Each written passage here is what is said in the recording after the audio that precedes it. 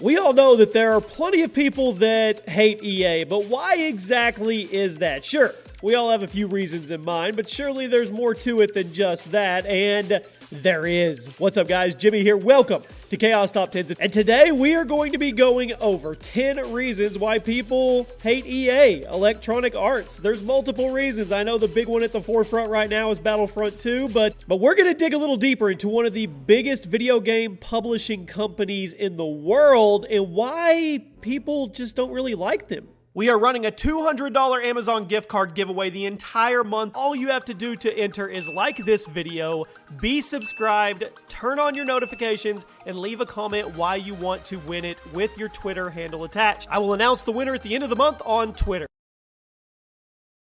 Good luck on the giveaway, guys. Make sure you have your notifications on, subscribe, drop a like on the video, and let's go over some reasons why you and I probably don't like EA from time to time.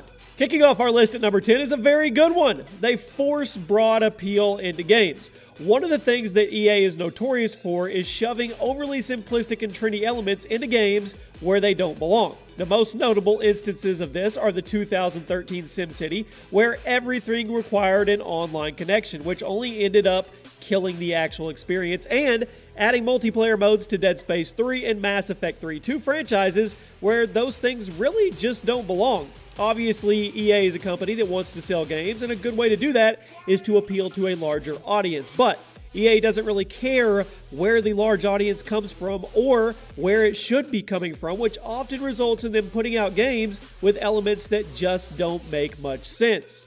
At number 9, EA Origin. Origin is basically EA's equivalent of Steam, although it's since become pretty infamous for all the terrible business practices that go down on it.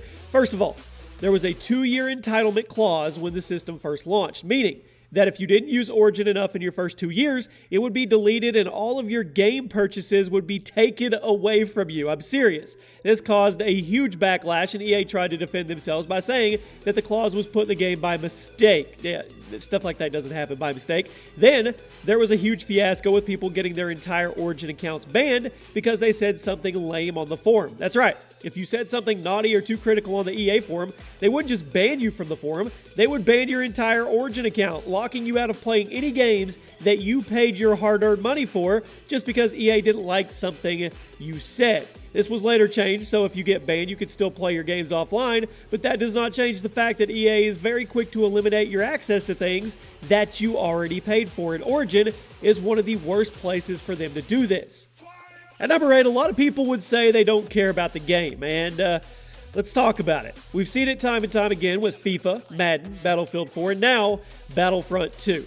EA just doesn't seem to care about the quality of the game. They only care about how quickly they can get it out to the public and how long they can use it to continuously pull money out of your wallet. EA games constantly launch in broken or unstable states, but the microtransaction system's completely intact and fully functional. I wonder why. And they're known for having much of the game locked behind additional paywalls as if it were Candy Crush or some other type of mobile game. At number 7, they've killed a lot of great franchises in the past. Let's just go ahead and list off some of the franchises that EA has, for whatever reason, kind of put to rest. You've got Mass Effect, Fight Night. Does anybody remember Fight Night?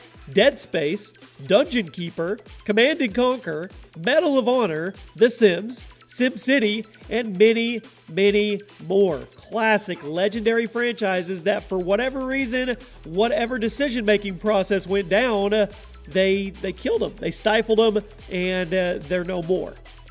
Not only gaming franchises, but some people would argue the fact that EA has killed off great developers. Not in the literal sense, but you know what I mean. Let's go ahead and look at some of the various development studios that EA has actually shut down after acquiring them and milking them for all that they were worth. I want you guys to keep in mind that these are studios full of employees that all lost their jobs due to some form of management, okay?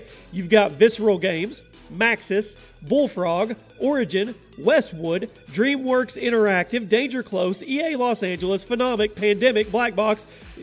I could go on and on. NewFX and Playfish, and mark my words, Respawn Entertainment needs to be careful. Of course, I don't want them to be next, but looking at EA's track record and also given the fact that they have Respawn at replacing yet another studio who EA had bought and shut down, which was Visceral, things just don't really look good.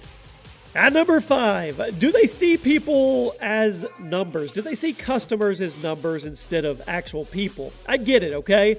Businesses need to make money. But the fact that EA is so hated has a lot to do with how little they show that they care about their audience. They rarely take the time to reach out to fans, and when they do, it's in a backwards way that does more harm than good. Case in point, what we're seeing happen with Battlefront 2. We saw it. It's a huge controversy in which they posted a response to criticism on Reddit, which quickly became the most downvoted post in the website's history. And then, a few days later, they did an Ask Me Anything with various developers and employees of the company in which they did not answer any of the questions that people wanted answered. They only answered the simple softball questions. Other game companies like Bethesda, Rockstar, and even Activision are more involved with their communities than EA is, and it really only serves to hurt them even more. I'll let you guys debate on what is greedy and what isn't when you're a big company trying to make money. You're trying to keep shareholders happy. I get it, okay? But not only is EA open about how little they focus on the players, they're extremely open about how much they want the money. This is made obvious just by the amount of microtransactions and deluxe editions that they do. They show it in other subtle ways as well. For example, they got tons of negative attention for the way they handled Battlefield 4 PC servers, demanding hundreds of additional dollars for PC players if they wanted to have control of how they played online.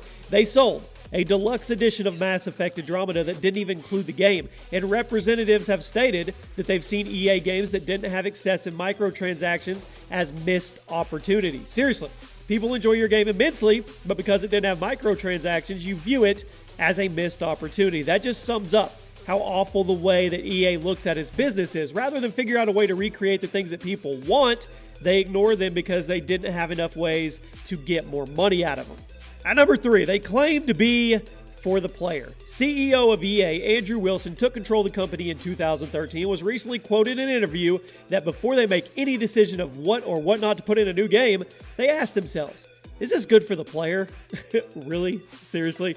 Can you look at any recent EA game and tell me with a straight face that the DLC systems and microtransaction systems in there are good for the player? The removal of true progression systems and replacing them with RNG loot boxes, blatant pay-to-win games and game modes, overpriced DLC packs and games that launch lacking polish and features but still demanding that you pay more money before the game is even functional? Those are all good for the player, my friends. Come on. At number 2, they didn't change after being the worst company in America. EA was voted to be the worst company in America in 2012 by The Consumerist. They were surprised and said that they were going to do better by changing the way they did things. Unfortunately, they changed absolutely nothing. In the following year, they won a second time with 78% of the vote, at which point they said they were going to do some self-reflection and were going to go be a company that was completely game first. Well, that was 4 years ago, and here we are today, with things being arguably even worse than before, and that brings us to my final point. At number 1, they still don't change. After being named the worst company in America 2 years running, after having the most downvoted post in Reddit history, after having countless boycotts and fan backlash pointed at them, EA has still not changed one bit. Recent reports involving Battlefront 2 revealed that it took a call from Bob Iger, the CEO of Disney, to get EA to snap out of it and remove the microtransactions from the new Star Wars multiplayer shooter. Even that didn't seem to be enough because EA confirmed that they would be back in the game at a later date, essentially meaning that this temporary change means nothing for the long term. EA will continue shoving microtransactions into everything. They will continue churning out yearly games with little to no substance, and they will continue demanding more and more money out of you just so you can have a somewhat finished product. Hopefully, the underperformance of Battlefront 2 sales will help them actually see the light and change, but who knows? There you have it, my friends. Those are 10 reasons a lot of people hate EA right now. And if you like EA, if you like their product, if you like their games, more power to you. You have free will choice. You're a gamer. You can choose whatever you want to play. But there are a lot of people that aren't happy with the current situation and the current status of how they go about their business. So I'll leave it up to you guys. You let me know in the comment section. Are you cool with EA or are you not cool with them? I hope you guys have a great day. Drop a like on the video. There'll be a playlist below if you want to check out all the other video game top 10s. And I'll see you tomorrow for a new one. We are running a $200 Amazon gift card giveaway the entire month. All you have to do to enter is like this video, be subscribed, turn on your notifications, and leave a comment why you want to win it with your Twitter handle attached. I will announce the winner at the end of the month on Twitter.